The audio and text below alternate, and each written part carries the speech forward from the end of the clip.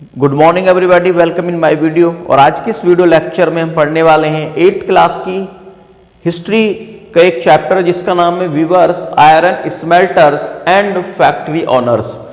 इससे पहले की वीडियो लेक्चर में मैंने आपको इंडिया की कॉटन के बारे में और उसका डिक्लाइन किस तरह से हुआ, इंडिया की जो कॉटन इंडस्ट्री थी, टेक्सटाइल इंडस्ट्री थी, जब ब्रिटिश इंडिया के अंदर आए तो किस तरह से उन्होंने टेक्सटाइल इंडस्ट्री पर अपना इम्पैक्ट छोड़ा और किस तरह से वो इंडियन टेक्सटाइल एक रूइन हो गई, बर्बाद हो गई। अंडरस्टैंड। लेकिन आज की इस वीडियो लेक्चर में हम पढ़ने वाले हैं iron and steel in India. एक तो इस टॉपिक को हम कवर करने वाले हैं और दूसरा जो था iron and steel factories come up in India, कि इंडिया में आयरन एंड स्टील कंपनी कब स्टैब्लिश हुई, कब वो आई। और पहला जो टॉपिक है आयरन एंड स्टील इंडिया, जो आयरन और स्टील है वो इंडिया के अंदर किस तरह का उनका वर्क होता था और किस तरह की उनकी डिमांड होती थी, कौन से लोग थे जो इसमें वर्क करते थे। अंडरस्टैंड। तो चलिए शुरू करते हैं। तो कॉटन की तरह भी इंडिया अपनी आयरन एंड स्टील के लिए वर्ल्ड में फेमस था। इंडिया की जो आयरन था और जो स्टील थी वो वर्ल्ड क्लास की थी और यहाँ पे बहुत सारे ऐसे लोग थे जो स्मॉल इंडस्ट्री, अपनी जो हैंडलूम था उसमें आयरन एंड स्टील के वर्क को इंक्लूड करते थे।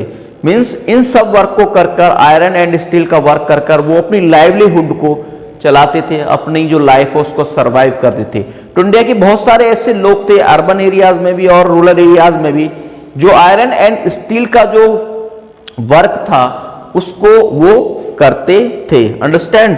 अब इसकी जो क्वालिटीज थी, आयरन एंड स्टील से बने हुए जो प्रोडक्ट थे, जब युद्ध के समय लोग स्वाड का यूज करते थे, स्पीयर का यूज करते थे, तो उसकी जो क्वालिटी थी वो बहुत ज्यादा बेस्ट होती थी। अंडरस्टैंड। आपकी बुक में बताया गया है कि जो टीपू सुल्तान था उसकी जो तलवार थी, उसकी जो स्वाड थी, वो एक स्पेशल क्वालिटी का जो आयरन एंड स्टील था उसकी बनी हुई थी। उसको हम वुटज कहते थे, जिसमें हाई कार्बन स्टील का यूज किया जाता था, उसको हम क्या बोलते हैं, वुटज।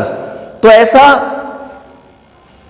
प्रोडक्ट जिसमें हाई कार्बन स्टील को यूज किया जाता है और उसकी कोई स्पेशल क्वालिटी की स्वॉर्ड या वेपन या स्पेयर बनाया जाता है और उसको युद्ध में जब यूज किया जाता है तो वो बहुत ज्यादा घातक सिद्ध होता है, बहुत ज्यादा स्ट्रांग वो बन जाता है। मींस इस बुक में आप में लिखा हुआ है कि जो टीपू सुल्तान आपका मैसूर का शासक था और अंग्रेजों के साथ उसके 4 वॉर हुए।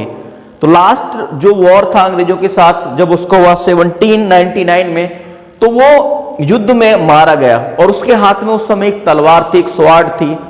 तो बाद में जब लोगों को वो तलवार मिली, जिन्होंने जो रिसर्च करते हैं उनको जब ये स्वॉर्ड मिली और उन्होंने इसकी क्वालिटी को जब स्टडी किया तो उन्होंने पाया कि जो टीपू सुल्तान की जो स्वॉर्ड थी वो हाई कार्बन स्टील की बनी हुई थी, जिसको हम वुटज कहते हैं। अब उसकी जो बेस्ट क्वालिटी ये भी थी कि स्वॉर्ड की वो एक ही वार में टीपू सुल्तान अपनी तरफ स्वॉर्ड से अपने एनिमी का आर्मर को कंप्लीटली कट कर सकता था। तो इस तरह की क्वालिटी का जो बेस्ट क्वालिटी का जो आयरन एंड स्टील का जो प्रोडक्शन था हैंडलूम इंडस्ट्री के द्वारा, इंडियन लोगों के द्वारा, वो इंडिया में प्रोड्यूस किया जाता था। अंडरस्टैंड। और बहुत से यूरोपियन साइंटिस्ट भी ऐसे थे जो इंडिया की आयरन और स्टील का स्टडी करने के लिए इंडिया आए। उनमें एक है माइकल फैराडे। अंडरस्टैंड। उन्होंने 4 इयर्स तक इंडिया की आयरन एंड स्टील का जो वुटज है, जो हाई कार्बन स्टील का, उन्होंने स्टडी की और उसकी जो उसमें जो स्पेशलिटीज हैं, क्या क्या उसकी विशेषताएं हैं, उन्हें जानने का उन्होंने कोशिश की, ट्राई की। अंडरस्टैंड। लेकिन धीरे धीरे जब इंडिया ब्रिटिश का गुलाम हुआ और इंडिया को ब्रिटिश ने कॉन्कर किया, तो ये स्मॉल इंडस्ट्री जो आपके आयरन एंड स्टील की जो अर्बन और रूरल एरियाज में रन की जाती थी लोगों के द्वारा, वो धीरे धीरे डिक्लाइन होनी शुरू हो गई। जिस तरह से आपकी टेक्सटाइल इंडस्ट्री डिक्लाइन हुई थी, ठीक इसी तरह का इंपैक्ट आपकी आयरन एंड स्टील कंपनी पर भी पड़ा। तो उसके क्या क्या कारण थे? पहला कारण यही था डिक्लाइन होने के कि ब्रिटिश ने इंडिया को कॉन्क्वर कर लिया और अपना जो एक मोनोपोली था, अपना जो एक राइट था, अपनी जो रूलिंग पावर थी, उसने धीरे धीरे इंडिया के ऊपर इंक्रीज करनी शुरू कर दी, इंडिया के लोगों पर अपना होल्ड करना शुरू कर दिया, जिसकी वजह से इंडिया का जो हैंडलूम था, जो इस तरह की स्मॉल इंडस्ट्री थी, वो धीरे धीरे डिक्लाइन होनी शुरू हो गई। अंडरस्टैंड। उसके बाद था कि जो इंग्लैंड में उस समय इंडस्ट्रियलाइजेशन भी शुरू हो गया था। इंडस्ट्रियलाइजेशन मीन्स कि बहुत सारी कंपनियां, बहुत सारी इंडस्ट्री वहां पर ओपन हो चुकी थी, जो कॉटन टेक्सटाइल के साथ साथ आयरन का भी प्रोडक्शन लार्ज क्वांटिटी में करती थी। तो अब इंडिया में ब्रिटेन से लार्ज क्वांटिटी में आयरन को इंपोर्ट किया जाता था, जिसकी वजह से इंडिया में जो लोग वर्क करते थे आयरन एंड स्टील को मेल्ट करने का, उनका जो बिजनेस था वो धीरे धीरे डिक्लाइन होना शुरू हो गया था। अंडरस्टैंड। और कुछ ऐसे फॉरेस्ट लॉबीज थे जो ब्रिटिश गवर्नमेंट ने इंडिया में इंप्लीमेंटेशन उनका किया था। आपको याद होगा कि एक वीडियो मैंने आपको बताया था कि एक क्रिमिनल ट्राइब एक्ट्स लगाया गया था इंडिया में, जिसके द्वारा कोई भी जो आपका आदिवासी या ट्राइब्स है वो इंडिया के जो फॉरेस्ट हैं उनमें विदाउट परमिशन जाएगा नहीं।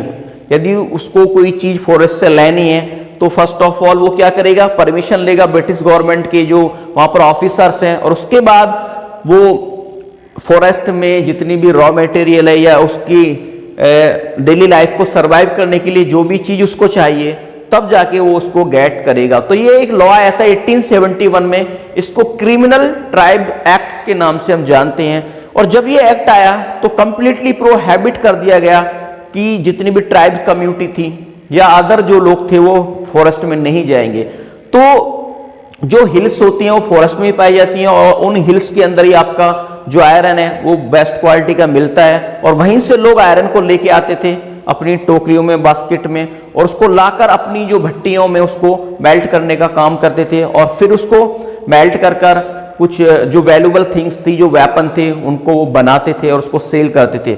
लेकिन जब ट्राइब्स एक्ट आया तो कंप्लीटली लोगों को प्रोहिबिट कर दिया गया फॉरेस्ट में जाने से, और जिसकी वजह से लोगों को आयरन और अब कंप्लीटली मिल नहीं पाता था। तो इस तरह से इंडियन जो आयरन एंड स्टील जो वर्क था वो धीरे धीरे डिक्लाइन होता चला गया। अंडरस्टैंड। उसके बाद हम नेक्स्ट टॉपिक देखते हैं कि iron and steel factories come up in India, कि आयरन और स्टील फैक्ट्रीज इंडिया के अंदर किस तरह से सेटअप हुई। तो इंडिया के अंदर जो दोरोबाजी टाटा थे, उन्होंने फर्स्ट टाइम इंडिया के अंदर एक आयरन एंड स्टील कंपनी को सेटअप किया 1904 में।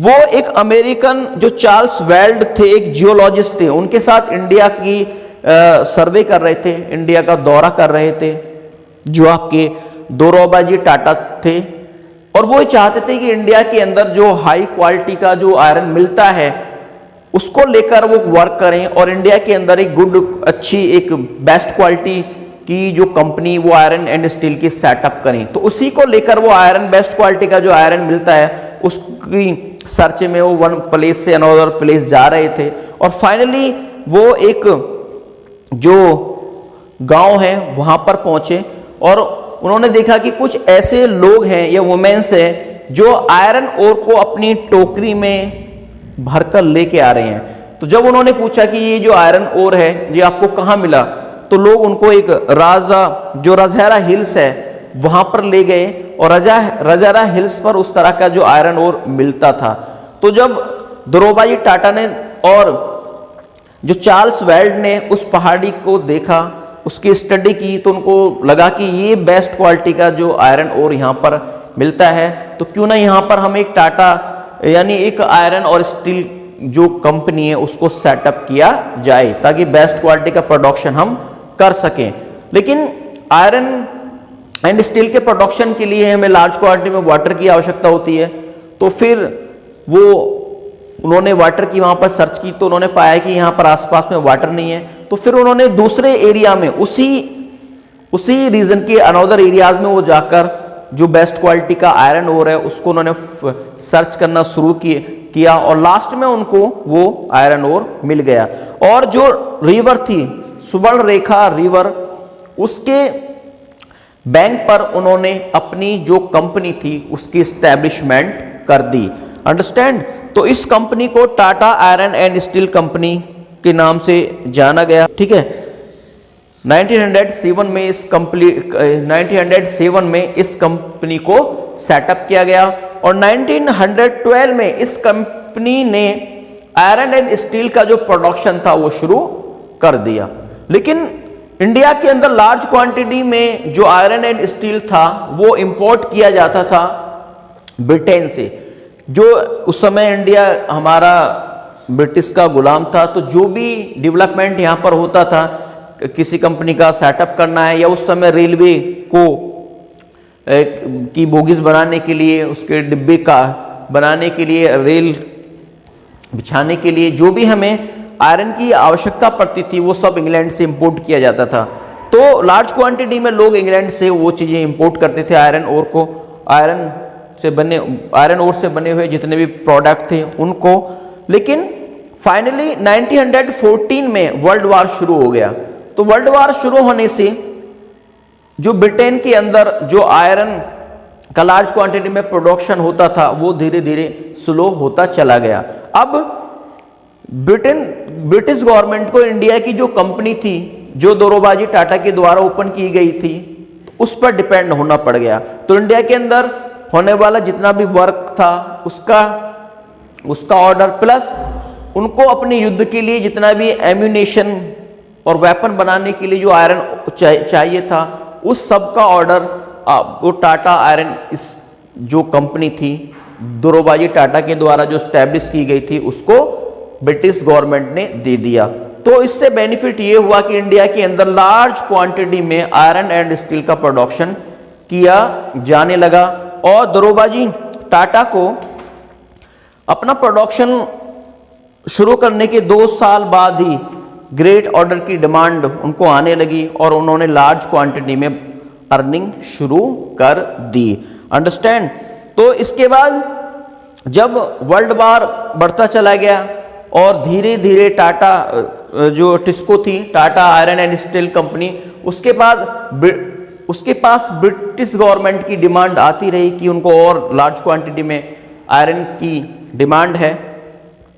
तो इस तरह से टिस्को का अपना एक वास्ट प्रोडक्शन होता चला गया।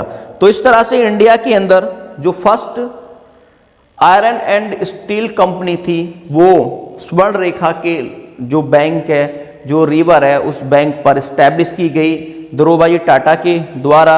अंडरस्टैंड। और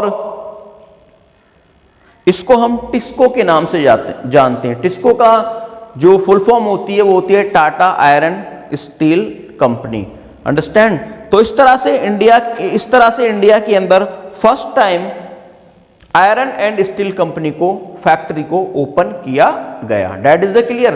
तो आज की इस वीडियो लेक्चर में हमने 2 टॉपिक को कवर किया और हमने जाना कि इंडिया की जो आयरन एंड स्टील कंपनी थी वो पूरे वर्ल्ड में उस समय जो हैंडलूम था वो फेमस था और बेस्ट क्वालिटी का जो हाई कार्बन स्टील था जिसको हम वुटज कहते हैं वो यहाँ पर प्रोड्यूस किया जाता था। और उसके बाद जो दोरोबाजी टाटा थे उन्होंने 1907 में, अंडरस्टैंड, 1907 में उन्होंने आपका जो टिस्को है टाटा आयरन स्टील कंपनी को इंडिया के अंदर सेटअप किया और लार्ज क्वांटिटी में उन्होंने उससे आयरन का प्रोडक्शन किया और जिसकी ग्रेट डिमांड ब्रिटेन में भी बढ़ी और उसकी सप्लाई उन्होंने ब्रिटेन तक भी की।